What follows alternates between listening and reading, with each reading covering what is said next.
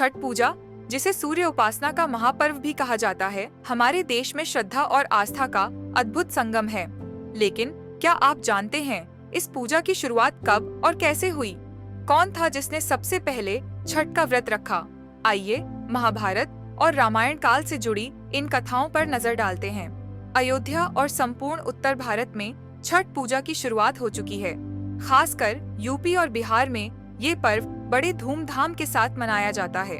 यह पर्व हमें हमारी सांस्कृतिक और धार्मिक धरोहर से जोड़े रखता है। जब हम इन त्योहारों की पुरानी मान्यताओं और कहानियों को समझते हैं, तो हमारा नजरिया और भी व्यापक हो जाता है। हिंदू पंचांग के अनुसार छठ पूजा हर वर्ष कार्तिक मास के शुक्ल पक्ष की षष्ठी तिथि को शुरू होती है। सनातन धर्म में इसे बहुत ही फलदायी और पवित्र माना गया है। मान्यता है कि इस दिन विधि विधान से माता छठी और भगवान सूर्य की पूजा करने से सभी मनोकामनाएं पूरी होती हैं। छठ पूजा के पीछे कई प्राचीन कथाएं जुड़ी हैं, जो रामायण और महाभारत के समय से चली आ रही हैं। माना जाता है कि इस व्रत का पालन करने से व्यक्ति को सुख, समृद्धि और संतोष की प्राप्ति होती है। महाभारत के समय में जब पांडव अपना सारा राज्यपाट खो चुके थे, तब द्रौपदी ने छठ महाव्रत का संकल्प लिया। इस व्रत की शक्ति से उनकी मनोकामनाएं पूरी हुईं और पांडवों को अपना खोया हुआ राज्य वापस मिला। महाभारत में ही सूर्य देव के परम भक्त कर्ण की भी छठ पूजा से जुड़ी कथा है। कर्ण प्रतिदिन घंटों पानी में खड़े होकर सूर्य देव को अर्घ्य अर्पित करते थे। उनकी भक्ति से प्रसन्न होकर सूर्य देव ने कर्ण को महान योद्धा बनने का आशीर्वाद दिया।